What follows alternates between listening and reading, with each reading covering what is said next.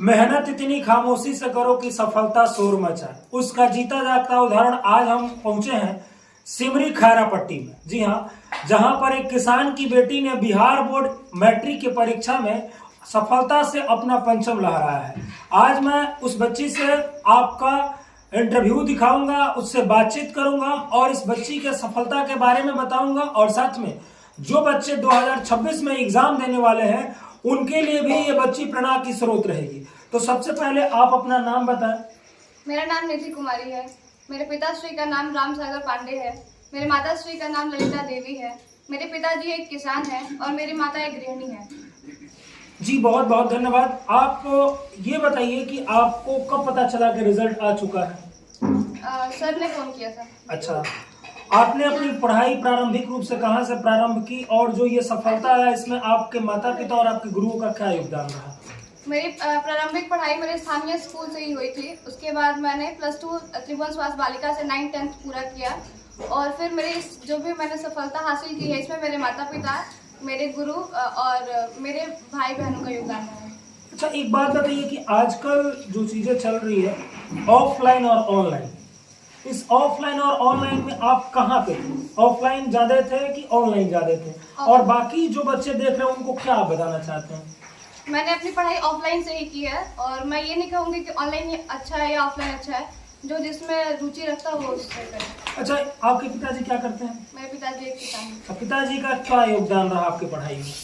पिताजी मेरे को ऐसे प्रेरित करते थे पढ़ाई के लिए और बाकी जो भी होता था वो करते थे। आपने बिहार बोर्ड मैट्रिक एग्जाम में टोटल कितने अंक प्राप्त किए?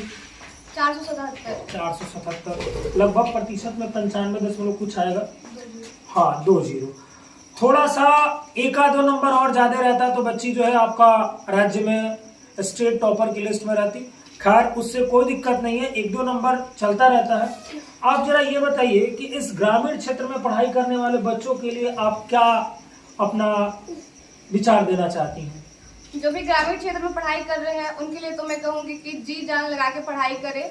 सबसे पहले एक अच्छे माहौल वाला ट्यूशन व्यवस्था करें और फिर घर पे भी मेहनत करें।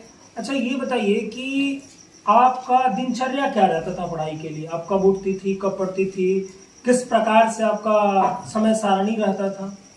मैं सुबह 4 बजे उठती थी। उसके बाद मेरा ट्यूशन होता था 6 बजे। ट्यूशन से आने के बाद मैं पढ़ने बैठ जाती थी। उसके बाद शाम को फिर ट्यूशन जाती थी और फिर ट्यूशन से आके भी पढ़ने बैठ जाती थी। 9 बजे तक पढ़ती थी रात में। एक चीज और है कि मैं काफी बच्चों को देखता हूँ कि पढ़ाई के शुरुआत समय में बहुत एक्टिव रहते हैं और लास्ट समय में भी बहुत एक्टिव रहते हैं। बीच का समय जो होता है उसमें बच्चे थोड़ा सा डाउन फ्लो हो जाते हैं, तो उसको आपने कैसे मैनेज किया? वो जो मेरी दीदी लोग थी वो प्रेरित करती थी, जो सीनियर है। हाँ। वो लोग प्रेरित करती थी कि ये गलती नहीं करना है, इससे बचना है। इसलिए ये बात सभी बच्चे जो भी 2026 में एग्जाम देंगे इसे आप याद रखिएगा कि बच्ची मेन चीज जो है मिडिल का पढ़ाई करना, वो आप मैनेज कीजिए। अच्छा, एक और बात आप बताइए कि आपने पढ़ाई करते समय किन किन चीजों से दूरी बना के रखी? क्या आपने सोशल मीडिया यूज किया? मैंने टेलीविजन से सबसे पहले दूरी बना लिया था। मैं टीवी नहीं देखती थी और फिर सोशल मीडिया में बस मैं जो मेरे पढ़ाई से रिलेटेड होता था वही देखती थी। ज़्यादा फ़ोन यूज़ नहीं करती थी। मतलब कि सोशल मीडिया से बच के अगर रहोगे तभी आप सफलता प्राप्त कर सकते हो। हमारे साथ इस बच्ची के गुरुजी भी उपलब्ध हैं यहाँ पर, ठीक हमारे बाएं साइड में सुनील दुबे जी बैठे हुए हैं। ये भी बताएंगे कि इस बच्ची के सफलता में इनका क्या योगदान रहा और बच्ची क्या मेहनत करती थी। सर, आपने बच्ची को पढ़ाया, क्या लगता था बच्ची को पढ़ाते समय? देखिए, हम मेहनत तो हर बच्चों पर करते हैं। टीचर सब बच्चों को एक समान रूप से ध्यान देता है, लेकिन कुछ बच्चों में भी क्वालिटी होती है। तो निधि शुरू से ही मेधावी लड़की थी। शुरुआती पढ़ाई हम जहाँ तक सुने हैं SJ पब्लिक स्कूल में पढ़ती थी और लगभग हर क्लास में फर्स्ट डिवीजन से पास की है। और फाइनल जब 8th क्लास था उसमें ये टॉपर थी। पूरे स्कूल में इसका बेहतर नंबर था। फिर 9th क्लास में जब गई तो 9th क्लास में भी इनका अव्वल नंबर था, ये फर्स्ट की थी। और हम लोग को मैट्रिक में पूरा उम्मीद था ये बिहार टॉपर करेंगी, लेकिन शायद 2-3 नंबर से ये चुक गई हैं। और प्रैक्टिकल में भी 1 नंबर कम मिला। अब जैसे भी कम मिला, हम देखें बहुत सारे बच्चों को प्रैक्टिकल में 20 में 20 मिला, लेकिन इन्हीं को 19 मिला है।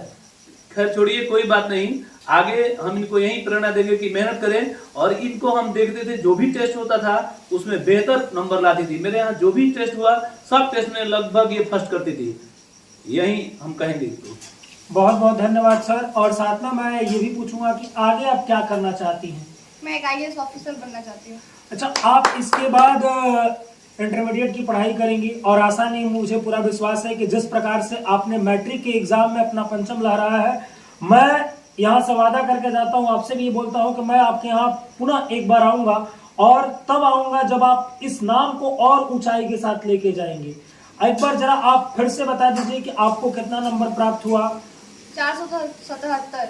477 नंबर बच्ची का प्राप्त हुआ। और सबसे बड़ी बात यह है कि ग्रामीण क्षेत्र में, गांव में एक किसान की बेटी रहकर इतना मेहनत की और इतना मेहनत करने के बाद इस मुकाम पर आज पहुंची है। तो मैं इस वीडियो को देख रहे हैं तमाम छात्र छात्राएं जो ये बात कहते हैं कि मेरे पास संसाधन नहीं है, मैं संसाधन के अभाव में नहीं पढ़ पा रहा हूं, तो उसके लिए ये बच्ची बहुत बड़ी बात कही कि ये गांव में रही और गांव में रहकर इसने पढ़ाई किया है। तो मैं चाहूंगा कि थोड़ा सा इस बच्ची के माताजी भी आए और मैं आपको प्रणाम करता हूं, थोड़ा सा आप भी आ जाइए। इस बच्ची के माताजी भी हम सभी के बीच आ चुकी हैं। एक माँ जिन्होंने इस बच्ची को जन्म दिया और जन्म देने के बाद आज इस बच्ची को इस मुकाम तक पहुंचाया। तो सबसे पहले तो आपको मैं प्रणाम करता हूं। आप जैसी माँ सभी को नसीब हो कि आपने इस बच्ची को इतना आगे पढ़ाने में हर चीज से जो आपने मदद किया। आप क्या इसको किस रूप में आप देखना चाहती हैं? आपको कैसा लग रहा है ये जब रिजल्ट आया तो? बहुत बुरा लग रहा है। क्यों? नमक कम आया है। देखिए, ये तो एक बात ऐसी है कि थोड़ा सा अंदर से आत्मग्लानि रहता है, लेकिन तो भी मैं आपसे ये वादा करता हूं कि आपकी लड़की ने जो इधर किया, इस साइड कोई किसी बच्चा ने इतना नंबर नहीं लाया है। तो आपको खुश होना चाहिए और किसी भी प्रकार से बच्ची का कोई भी पढ़ाई में कमी नहीं होना चाहिए। अगर आपको किसी चीज की आवश्यकता पड़ती है तो आपके लिए हमारा जो यूट्यूब चैनल CBRD एजुकेशन है, साथ में गुरुजी आपके लिए हमेशा है। किसी भी प्रकार की आपको आवश्यकता पड़ेगी, आप एक बार जरूर हम सभी को याद कीजिएगा और खुश रहिए। नंबर मैट्रिक से भी ज्यादा बेहतर इंटरमीडिएट का है, इंटर में आप और तैयारी कीजिएगा। बच्चे को किसी भी आवश्यकता जो भी पड़े आप उसको दीजिएगा और ये मत समझिए कि बच्ची ने आपका नंबर कम लाया। 96% नंबर कम नहीं होता है। 95% आज तक हम जहां तक देख रहे हैं किसी का बच्चा नहीं लाया है। तो आपको खुशी होना चाहिए और सारे दर्शकों को धन्यवाद दीजिए और सारे बच्चों को कहिए कि आप भी पढ़िए। बताइए, इसमें सारे लोगों को बोलिए पढ़ने के लिए, बोलिए पढ़ने के लिए, सारे बच्चों को बोलिए, बोलिए एक बार सारे बच्चों को, पढ़ शर्माइए मत। बोलते हैं कि सारे बच्चे पढ़ने के मैंने पढ़ेंगे तब आगे बढ़ेंगे। बिल्कुल, अब नहीं पढ़ेगा तो नहीं बढ़ेंगे।